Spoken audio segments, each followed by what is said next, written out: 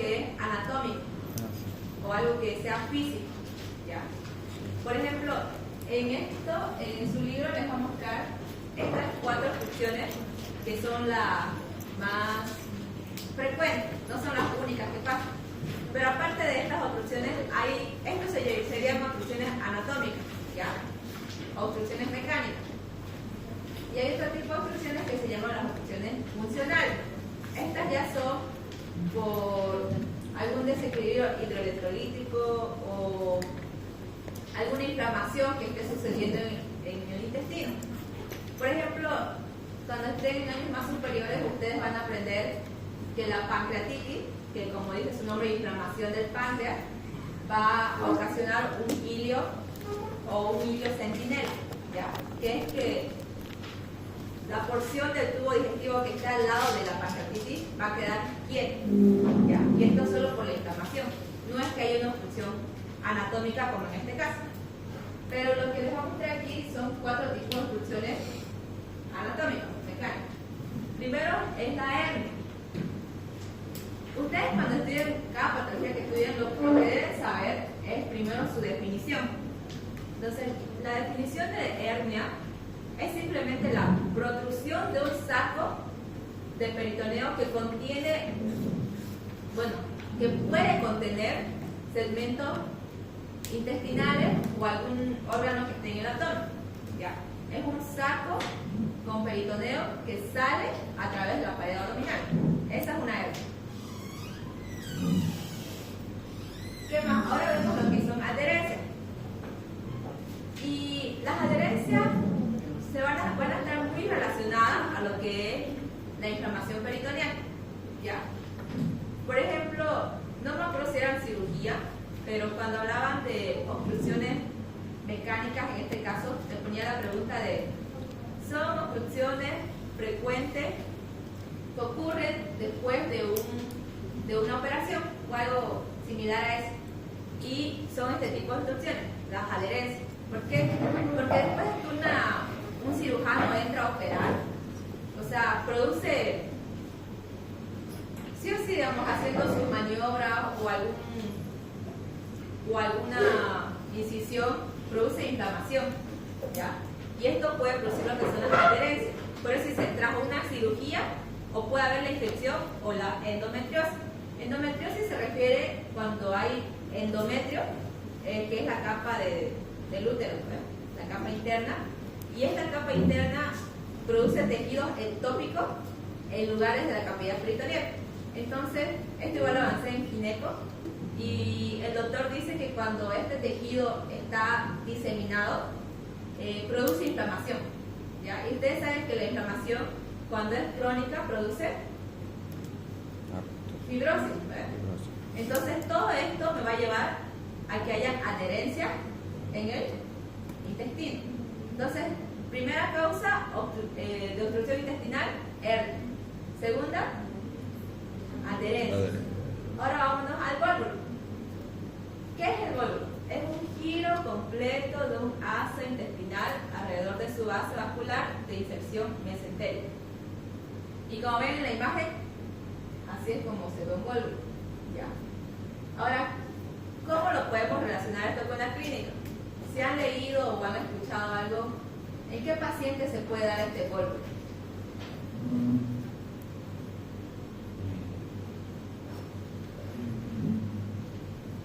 Bueno, adherencias ya dijimos, es tras cirugía, ¿verdad? Esa es su característica principal, en pacientes que han tenido cirugía. En gólbulo, pista. ¿En qué paciente hay un agrandamiento del intestino? Pacientes chagásicos, ¿ya? Entonces, estos pacientes chagásicos pueden hacer un gólbulo a nivel del sigmoide, ¿ya? Cuando vayan leyendo, sí o sí van a ver que el lugar más característico donde ocurre un gólbulo en el sigmoide, ¿ya? Que es el colon, ¿verdad? Ahora tenemos lo que es la intusubsección, y simplemente es cuando una porción del intestino se mete dentro de la siguiente,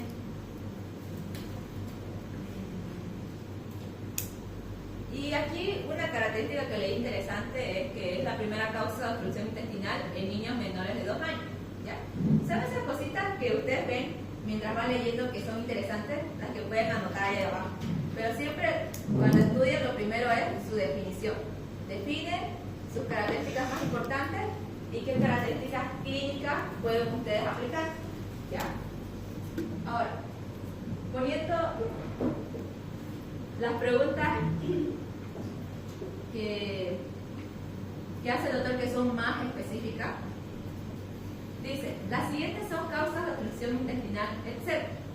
Y la respuesta está en ese párrafo, que dice, en conjunto, las hernias, las adherencias intestinales, la intussuscepción y el bone block son la causa del 80% de las obstrucciones mecánicas, mientras que los tumores, los infartos y otras causas de estenosis, la enfermedad de Crohn, son responsables de otro 10 a 15%.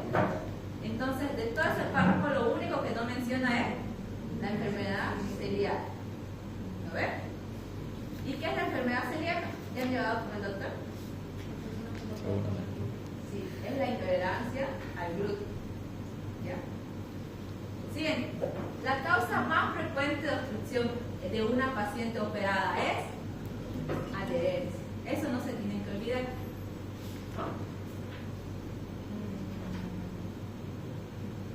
Y lo que les decía, el cólulo intestinal se presenta con mayor frecuencia en colon sigmoideo. colon sigmoide. En pacientes chagásicos.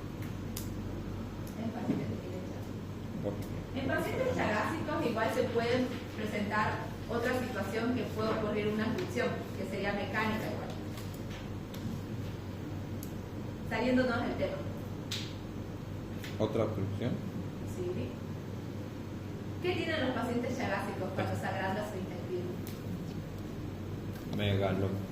Claro, megalocolon es el agrandamiento del intestino. Pero, clínicamente, ¿cómo se ve esto? ¿Estreñimiento? Estreñimiento. ¿Y qué pasa cuando estos restos de heces se van acumulando? ¿Qué se forma? Se forma. No sé si han avanzado ya. Pero les pregunto, Yo sé. un fecaloma. Eso. Y esto produce que se haga duro. Y el paciente ya con años de Chagas, con años que es estreñido y que forma este fecaloma, puede llegar a tener una obstrucción por este. Bola de caca. Por este.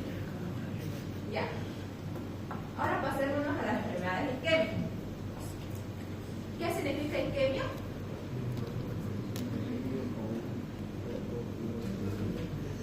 La disminución del flujo sanguíneo.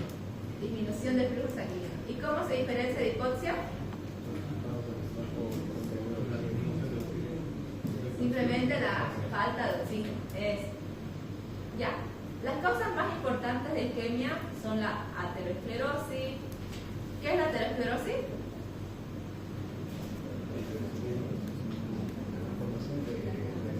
Formación de placa. No es lo mismo que decir arteriosclerosis, que eso es solamente el endurecimiento de las bases. Los aneurismas de la aorta, los estados de hipercoagulabilidad, las embolias y las vasculitis. Y también la hipoperfusión se puede asociar a insuficiencia cardíaca, a shock, deshidratación y fármacos vasoconstrictores. ¿Por qué también se puede asociar a estas patologías?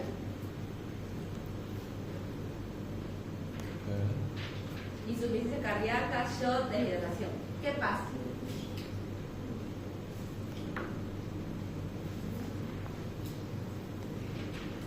Llevamos en cardio o en fisiología han debido llevar que hay algo conocido como gasto cardíaco, ¿verdad? Sí. Que es la cantidad o el volumen que el corazón bombea por un minuto. ¿Ya?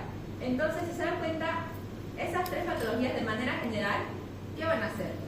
Van a disminuir Gasto cardíaco. su gasto cardíaco. Entonces, ustedes van a escuchar que siempre el primer lugar donde como que el cuerpo dice, ¿dónde es menos importante que yo lleve sangre? Corazón. No, al intestino. ¿Ya? Bueno, primero Pero siempre el cuerpo, cuando tiene una disminución del volumen sistólico, va a llevar sangre a los órganos principales, que llegarían a ser el cerebro, los pulmones y los riñones. ¿Ya? Ya. Según su morfología, podemos clasificarlo en un infarto mucoso, que como dice su nombre solo afecta a la mucosa, en un infarto moral, donde se va a producir una necrosis completa de la mucosa con grados variables de necrosis de la submucosa y muscular propia. Y transmoral, donde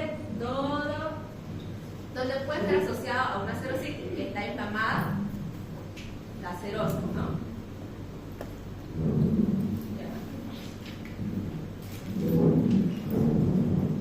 Esa es una pregunta relacionada, pero no sé si está bien contestada. Pero si las puse ahí para que lo busquen. Eso con respecto a las enfermedades isquémicas. ¿Qué más podríamos sacar de las enfermedades isquémicas? Cuando hablen de las enfermedades isquémicas, debido a placas ateroscleróticas, ustedes van a escuchar algo llamado un dolor postprandial, que es un dolor después de comer, ¿ya? Cuando el vaso sanguíneo que irriga a los intestinos tiene una placa, esto significa que va a haber un menor flujo sanguíneo, ¿verdad? Porque está habiendo un menor espacio para que entre la sangre. Entonces, cuando una persona que tiene estas placas ateroscleróticas, que regularmente son las personas mayores, come o se alimenta, exige que haya un mayor flujo sanguíneo, igual que en el corazón, parecido a lo que es infarto. Pero como hay estas placas ateroscleróticas, el aumento del flujo sanguíneo no se puede dar y esto produce un dolor postprandial. Ya, eso con respecto relacionado al tema. De ahí, ahora sí nos pasamos a lo que es malabsorción y diarrea. ¿Tienen alguna pregunta hasta ahí? ¿Me están entendiendo? ¿Sí? Ya. Ahora, nosotros por malabsorción vamos a entender que se refiere a que va a haber una malabsorción de grasas, vitaminas, hidrosolubles y liposolubles. ¿Cuáles son las vitaminas liposolubles? Por bioquímica saben. Yo sí que saben. Una de esas es la más importante. Potasio. La A. ¿Quién dijo esta? Está bien. Es la chupa. ¿Qué pasó con Italia? La D, Voy igual. la E y la No, yo te K. comparto. ¿Y por qué la vitamina? ¿Y cuál es la más importante? Bueno, ¿cuál se va a reflejar más clínicamente? Potasio. Cada vitamina, su carencia, ustedes saben que tiene una característica, ¿verdad? Saben cómo se va a ver en el cuerpo. Pero la vitamina K, ¿con qué se relaciona también?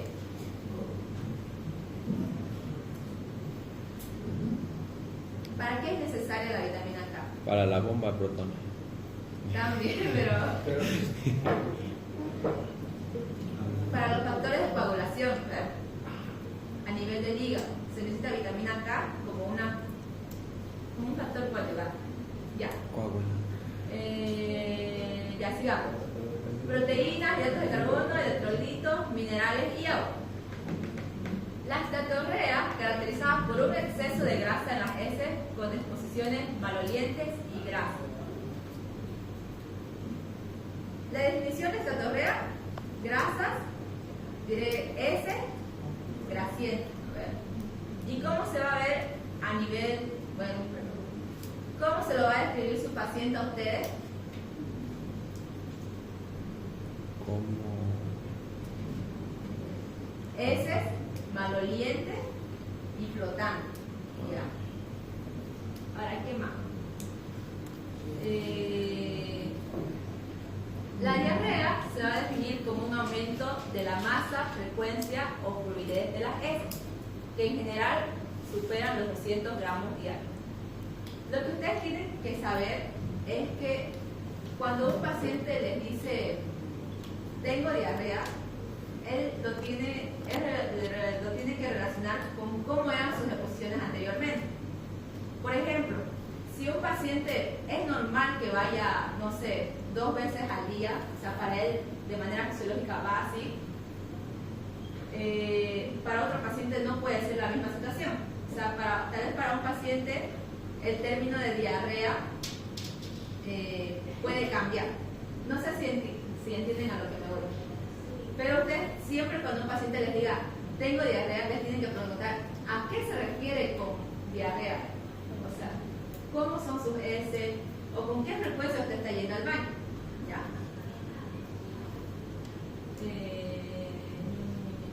Ya. Ahora, ¿cuánto denominamos disentería?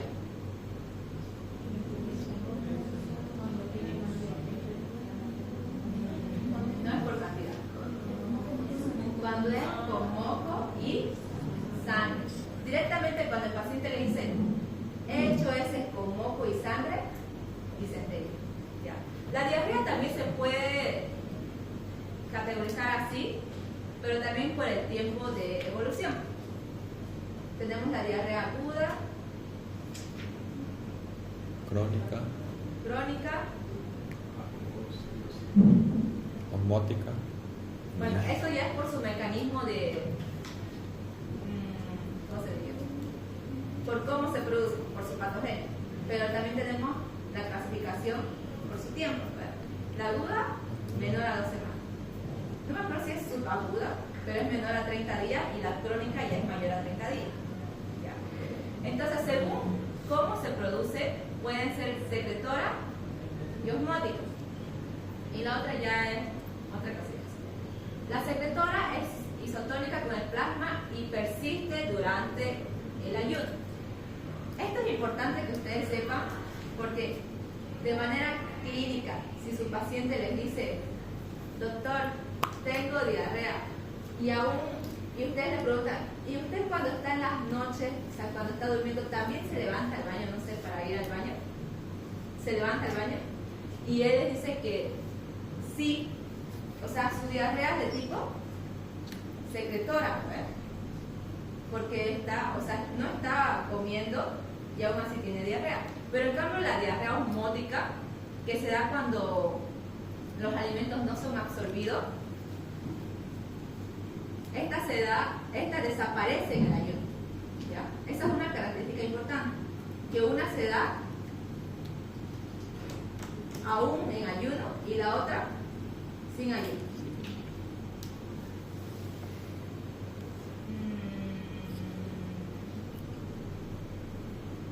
Ya. Y esa una pregunta que está en el banco, ¿no? El tipo de diarrea que se relaciona con estatorrea es diarrea por mala absorción. Las otras diarreas son frecuentemente por infección. ¿Qué tipo de bacterias conocen que producen diarrea? Escherichia coli, Yersinia, no, sí hay un Yersinia, pero Giardia, ajá. Y en los niños, ¿cuál es la causa de diarrea más frecuente? Es un virus. ¿Es un virus? ¿Y esto ¿O todavía no avanzaron? Sí, se lleva. El Siempre parvovirus, no, el parvovirus es en los perros. Sí o sí les van a preguntar hasta en pediatría. De las enterobacterias también. No, es un virus. Sí, eso. Antavirus. Antavirus. No, es el rotavirus. Ese. Es la causa, no es simplemente el virus más frecuente, es la causa más frecuente de diarrea en niños menores a 2 años. ¿Ya? Cierto, seguro. No se ve ni Y siquiera. llegamos a lo que es la enfermedad celíaca. Tal y como su compañera decía, esto se da en personas que son intolerantes al gluten, a todo alimento que contenga gluten. Entonces, ¿qué me va a provocar esto? Una inflamación. Y sabemos que la inflamación a largo tiempo, que se vuelve crónica, empieza las células empiezan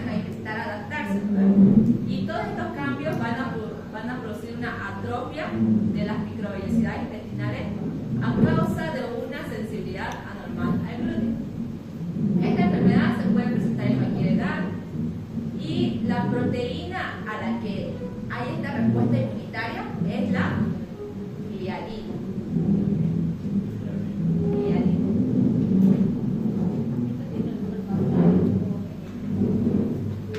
Es genética, pero siempre dicen hay relación entre factores ambientales, genéticos, psicosociales, ¿ya?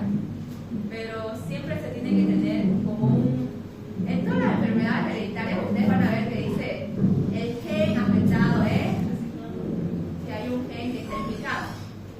Ahora, el diagnóstico de esta enfermedad, chicos, o sea, para yo tener un diagnóstico confirmatorio es a través de laboratorio y biopsia, ¿ya? Pero mi sospecha va a ser clínica. Cuando el paciente me dice, mire doctor, yo cuando como pan se me hincha el estómago, empiezo a eructar o me duele el estómago, entonces uno ahí va sospechando, ¿ya? Y el tratamiento, una dieta sin gluten, ¿ya?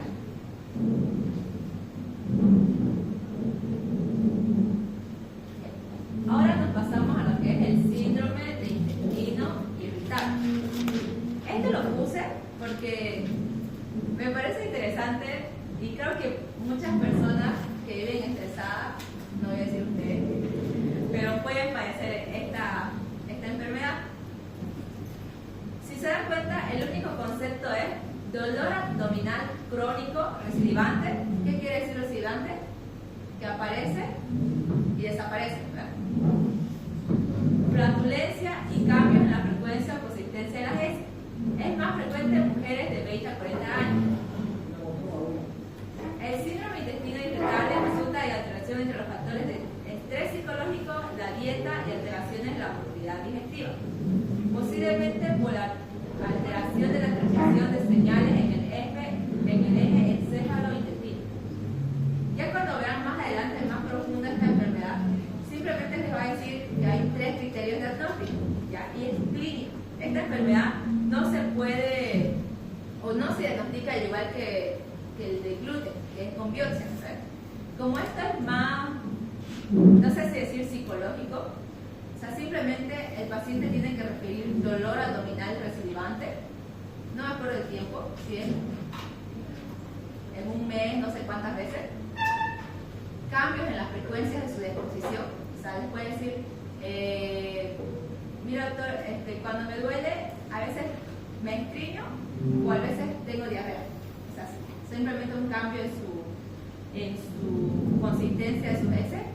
Y el tercero es que no tenga una causa, o sea, el paciente puede decir de la nada, no comí nada malo, tampoco comí en exceso, simplemente en esa temporada estaba estresado y tuve, entonces a esto se lo denomina síndrome de intestino irritable, ¿ya? En época de exámenes. No. ¿Sí? Yo igual tengo compañeras que me han comentado. Hasta ahí se entiende, ¿no? Sí. Ya. Ahora vamos a entrar a la enfermedad inflamatoria intestinal. No son estas las únicas 2, pero son estas las que más pregunta el doctor. ¿Ya? Y sí o sí tienen que ir al examen sabiendo sus diferencias. Porque el año que yo estaba nos preguntó los cambios microscópicos, pero no sé cómo les puede preguntar, pero sus diferencias o qué características tienen cada uno. Ya. Colitis ulcerosa y enfermedad de Crohn. Ambas no tienen como una etiología establecida, pero hay relación entre factores genéticos, ambientales y así, ¿ya? Entonces lo que vamos aquí a hacer énfasis es cómo se ve el intestino, ¿ya? Entonces en la colitis ulcerosa va a afectar al colon, esa es su característica, y yo me lo memorizaba porque dice colitis, ¿verdad? Dice colitis de colon, entonces afecta el colon. ¿Qué más? En la colitis ulcerosa vamos a ver que esta, si ven aquí, solo afecta la mucosa y la submucosa. Ese rojo que es más fuerte es la muscular y esa no está afectada, ¿ya? Otra característica. Y por último, las úlceras son superficiales. Y las lesiones son continuas. Si ven en la imagen de arriba, dice afectación continua del colon comenzando en el recto. O sea, no van a ver como parte, sino que todo de manera ascendente se va a empezar a afectar. ¿Ya? Eso del colitis ulcerosa. Ahora, ¿qué vemos en la enfermedad de Crohn? En la enfermedad de Crohn, cualquier parte del intestino va a estar afectada. Colon, intestino delgado, cualquier cosa. Pero afecta mayormente al hilo, ¿ya? Este va a ser transmural, si ven, sobrepasa todas las capas y las lesiones van a ser salteadas. Hay lugares en los que sí está afectado, más arriba puede estar afectado, en otro lugar, en otro lugar. Y por ende también sus úlceras van a ser profundas. Ahora, si ustedes se ponen a pensar, si en la enfermedad de Crohn la lesión es transmural, tienen más posibilidades de que este haga una perforación, ¿no ven? Porque es como si ustedes están cortando, si cortan hasta abajo, puede hacer una perforación. Entonces, estas perforaciones que puede hacer pueden generar lo que son fístulas. ¿Saben qué son fístulas? ¿No? Es la conexión. Es conexión anormal entre órganos. ¿Ya? Una conexión que no puede haber. Por ejemplo, el intestino, por esta perforación que hubo, al intentar volver a formarse, se puede conectar, no sé, con el útero o con la vejiga, ¿ya? Y esos tienen nombre. Y también va a presentar granulomas y va a tener una fibrosis importante.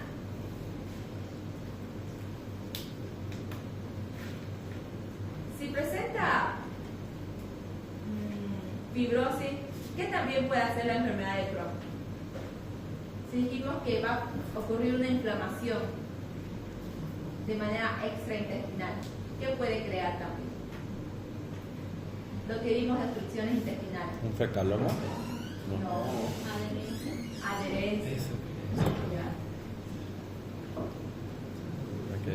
¿Se entiende hasta ahí?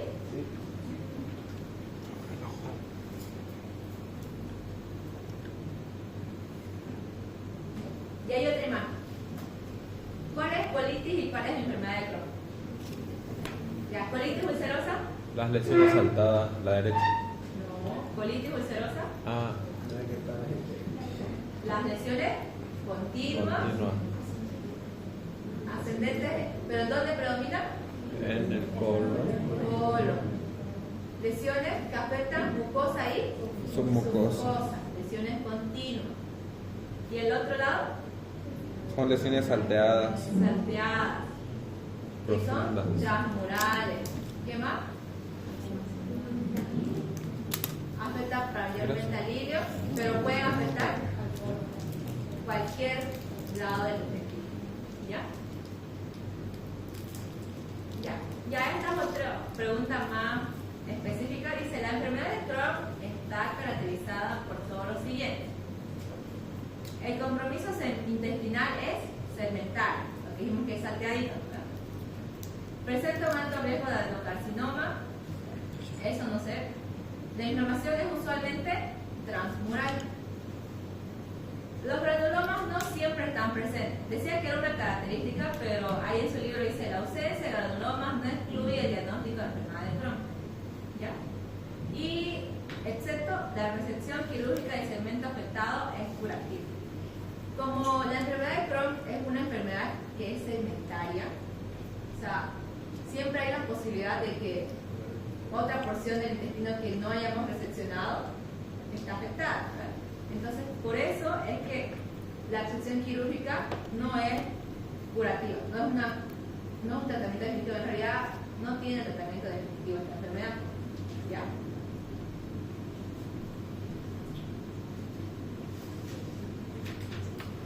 ¿Ya? ¿Tiene alguna pregunta hasta ahí? ¿No? ¿Entendieron bien? ¿Sí? Ya. Ahora vamos a ir a lo que es diverticulitis sigmoidea. ¿Qué significa itis? Inflamación. ¿Y divertículo?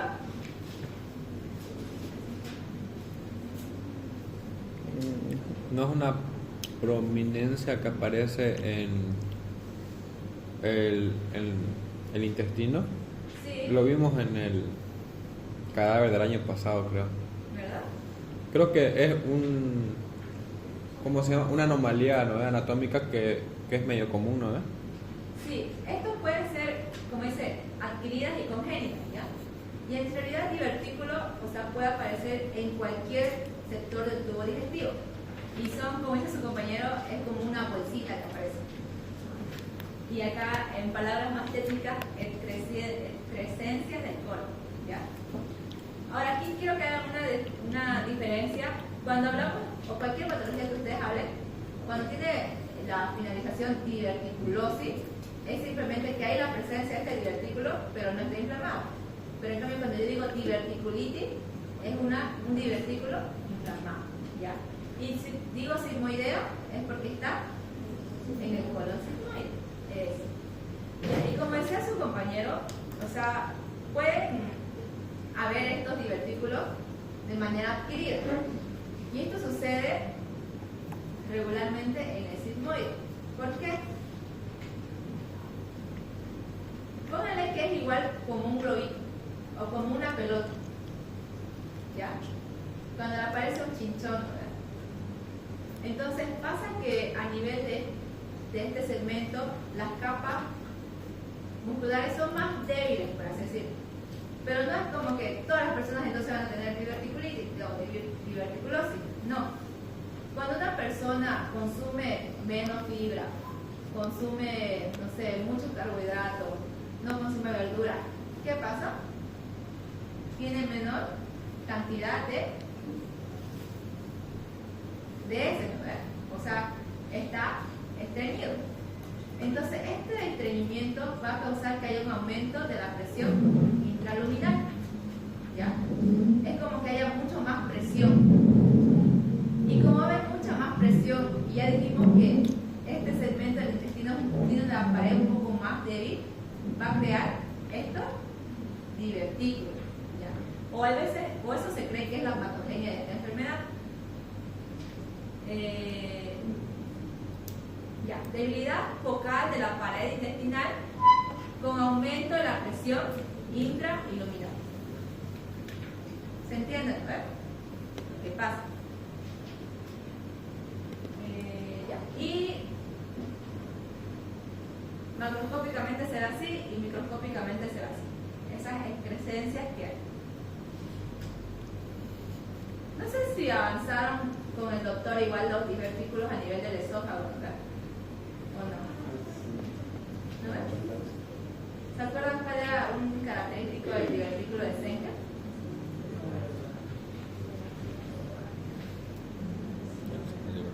Es un divertículo faringo-esofágico, ¿verdad? Y su patogenia es la misma, que hay un aumento de la presión intraluminal y justamente esta zona del esófago es débil. Entonces hay un triángulo que se llama el triángulo de Killer, que es por donde sale este divertículo. ¿Ya?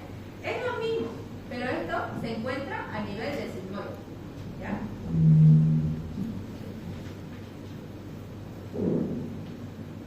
Ya, más frecuente en el colon distal. La pared del divertículo regularmente solo tiene mucosa y submucosa. Cuando hay una obstrucción de los divertículos, puede ocurrir lo que es la diverticulitis. Y las complicaciones son la perforación. ¿Ya? Por ejemplo, todas estas cosas, chicos, ustedes las van a volver a ver de manera más profunda en cirugía. ¿Ya? En serio. Cirugía 2. Así que, por eso estudienlas así con calma, comprendan su patogenia, porque es como que se va repitiendo, pero ya más a la clínica, por cómo va a venir mi paciente. ¿Qué más puede tener? Mi paciente va a presentar cólico, estreñimiento y las complicaciones de la diverticulitis, ya dijimos absceso, fístulas y peritoneum.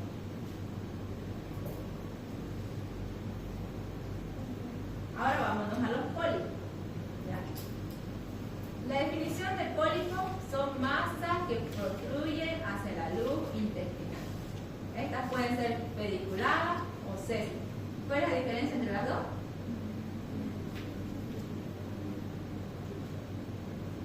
Es según su morfología. Pediculadas son como un brócoli, ¿no? Tienen un tallito y tienen una forma así. En cambio las sésiles son planas. O sea, hay un abombamiento, pero no tienen esta característica de tallito y su copita. Ya. Estas pueden ser neoplásicas o no. ¿A qué se refiere esto? A que pueden ser malignas o simplemente ser una lesión no maligna. El tipo más frecuente de pólipos neoplásicos es el adenoma. Los pólipos no neoplásicos se clasifican hiperplásicos, inflamatorios y amartomatosos.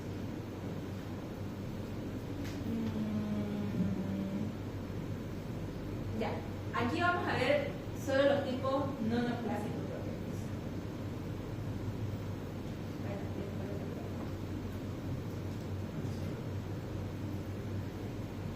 Ya, hasta ahí me entienden, ¿verdad? Muy bien. Sí. Ya.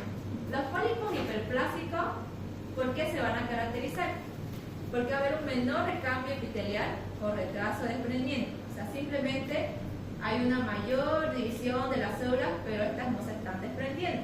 Pero van a conservar su morfología. Cuando es una neoplasia, nosotros dijimos que es un nuevo crecimiento de un tejido, o sea, un tejido diferente al que hay en el intestino. Pero en este caso es simplemente que el intestino, o sea, este pólipo va a seguir teniendo el mismo tejido. Suelen medir menor a 5 milímetros y están constituidos por glándulas bien formadas, maduras, aunque apiladas.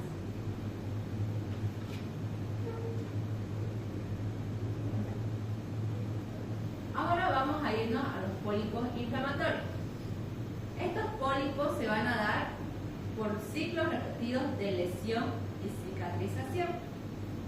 Hiperplasia fibromuscular en la lámina propia, infiltrados inflamatorios mixtos y erosión, o hiperplasia de la mucosa.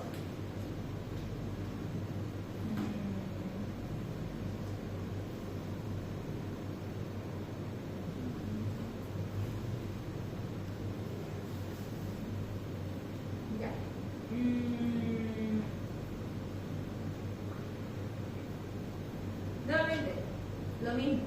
¿Cómo diferenciamos de una neoplasia de uno que no es neoplásico? Simplemente conserva todavía su estructura anatómica. ¿Ya? Ahora, pasamos al pólipo amartomatoso. Es el crecimiento pseudotumoral de los tejidos que se encuentran normalmente en su lugar. En general se asocian a diversos síndromes genéticos o adquiridos. Síndrome se refiere al conjunto de signos y síntomas.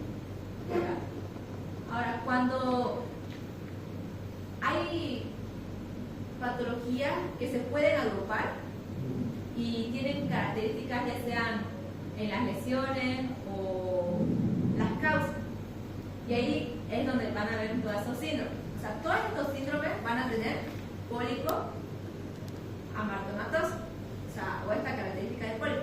Pero aparte de eso, se van a relacionar con otras patologías más. Si hablamos de poliposis juvenil, vamos a ver pólipos solitarios con glándulas quísticas y otras manifestaciones que pueden tener. Después el síndrome de Peutz-Jeghers, lo mismo. Pero esta también se va a caracterizar por hiperpigmentación mucocutánea.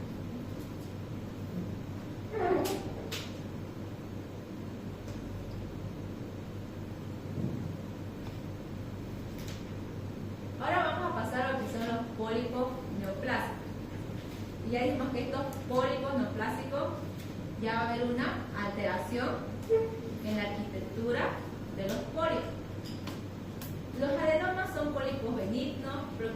la mayor parte de los carcinomas colorectales. Se caracterizan por la displasia epitelial. Lo que yo les decía, displasia, que hay una alteración en la estructura del pólipo. Como tiene riesgo de malignidad, esta va a estar muy relacionada al tamaño y la gravedad de la displasia. Siempre cuando los patólogos hacen su biopsia, lo que ellos miran es el riesgo de malignidad. En cualquier patología, ya sea, no sé, un cáncer o una lesión a nivel del cervix de la mujer, cuando hacen la prueba de Papa Nicolau y hacen el muestreo, ellos ven si es de alto o de bajo riesgo. ¿Y por qué hacen esto? ¿Para qué les sirve a los doctores saber si una lesión es de alto o de bajo riesgo antes de que sea un cáncer? ¿Qué harían ustedes si le dicen tiene una lesión de alto riesgo de poder convertirse en cáncer? Lo extraigo, ¿no? O hago una cirugía para poder extraer ese tejido. En cambio, si les dicen que es de bajo riesgo y esta cirugía va a tener más contra, o sea, va a tener más complicaciones que no sé, qué beneficio, entonces vamos a preferir tratarla con, no sé, de otra manera, como una crioterapia o con la luz láser, por eso, ¿ya? O sea, de manera eliminar, pero si es de bajo riesgo también puedo usar medicamentos que simplemente sean citotóxicos. Pero en cambio, si es de alto riesgo, yo busco eliminar toda la lesión. Y por eso es regularmente que los libros siempre te presentan, digamos, cuál es el riesgo de malignidad dependiendo a la característica que tenga. Morfología. Los cambios de plástico son hiperplasia, aumento de número de células. Hipercromía nuclear, que el núcleo está más pigmentado. Y pérdida de la polaridad. ¿A qué se refiere pérdida de la polaridad?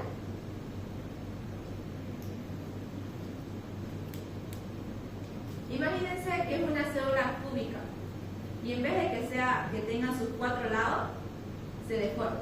Eso es que pierde la polaridad. ¿Ya? Se clasifican en función de su arquitectura: tubulares, túbulo velloso y velloso.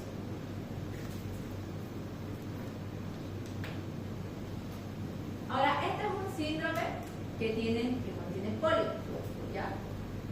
Y es bastante, no puedo decir común porque nunca he visto, pero siempre lo van a ver en algunos temas. La poliposis adenomatosa familiar es un trastorno autosómico, quiere decir que es hereditario, y ahí les dice el gen, y estas pueden tener variantes cuando se asocian a osteomas múltiples. Ya esto habla del hueso, que puede haber un tumor del hueso a nivel de la mandíbula, del cráneo, fibromatosis, alteraciones de la dentición, y ya lo voy a conocer con el nombre de síndrome de Gardner. Pero en cambio, si produce un meduloblastoma, el síndrome de Tortuoso. ¿Qué es un meduloblastoma?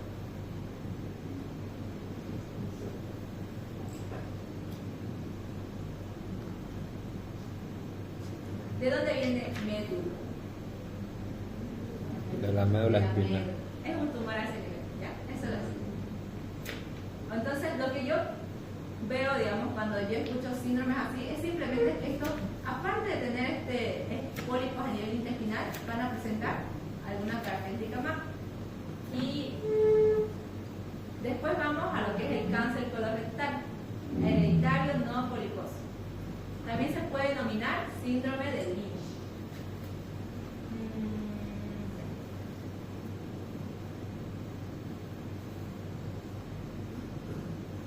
Ese es un pólipo, esa bolita roja.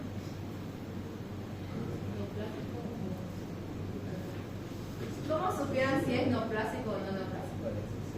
¿Qué pedirían? Por su morfología. Más específico, no pueden decir morfología. Una biopsia. ¿Se acuerdan que dijimos que era para diferenciar en que uno conservaba su arquitectura y el otro Se tenía deforma. En palabras técnicas, displasia celular. ¿Ya? Ahora, el adenocarcinoma. Es el tumor maligno digestivo más frecuente. Factores de riesgo, falta de fibra. Siempre en todas las patologías intestinales que crucen con estreñimiento, van a ver que tanto su terapéutica y su causa va a ser la falta de ingestión de fibra. Y por ende, siempre su tratamiento les van a decir, bueno, ¿y qué será el tratamiento? Aumento de la fibra. ¿A través de qué? Tiene que consumir más verdura, tiene que consumir más agua. Cereales. ¿Ah? Nada. Ya. Y disminuir su consumo de hidratos de carbono y de grasa. Ya.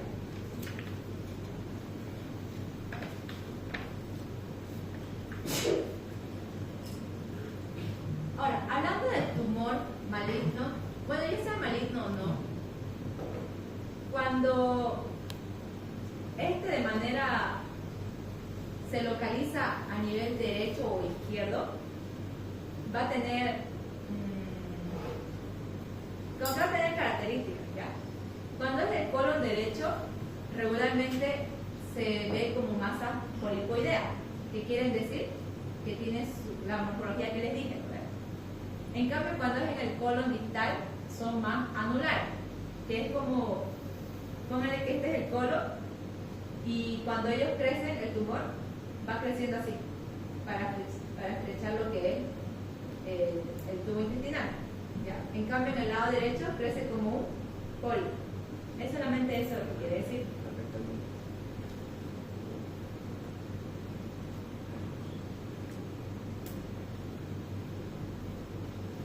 De manera microscópica se pueden ver las células cilíndricas, altas, neoplásicas. Pueden ser poco diferenciados, pero no forman glánulas. Ahora, menos frecuente también se pueden presentar, después de hacer la biopsia, lo que es las células en anillo de Seydig. Si se dan cuenta, en la imagen derecha, en la que dice C, estas células que tienen como en su centro blanquito y alrededor un contorno fuerte, y su núcleo es como si tuviera un anillo. A eso se refiere. Simplemente a la vista de eso, células en anillo de Seydig.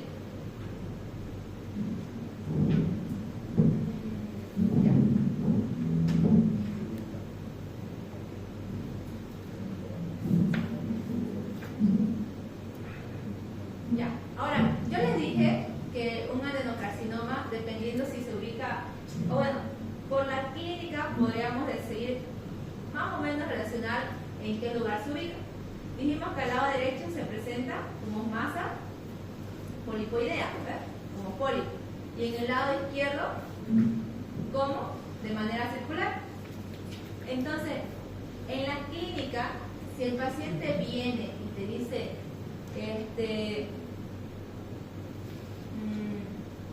al momento de ir al baño, yo presento sanguinolenta, porque es una característica, pero son delgaditas, son muy delgaditas, así como una manguerita. Entonces nosotros podemos correlacionar y decir, puede ser que el paciente presente un tumor, y puede que esté ubicado a nivel del colon izquierdo. ¿Por qué? Porque con mayor frecuencia a este nivel, el adenocarcinoma crece de manera circunferencial, y eso hace que se estreche mi luz intestinal. ¿Ya?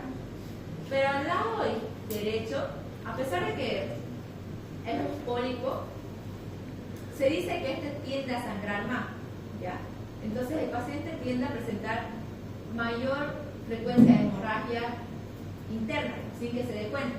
Entonces clínicamente el paciente va a estar con debilidad y con fatiga porque está perdiendo sangre. ¿Ya? Más o menos para que lo relacionen así. Ya. Los carcinomas, chicos, también pueden dar metástasis. ¿A qué se refiere metástasis?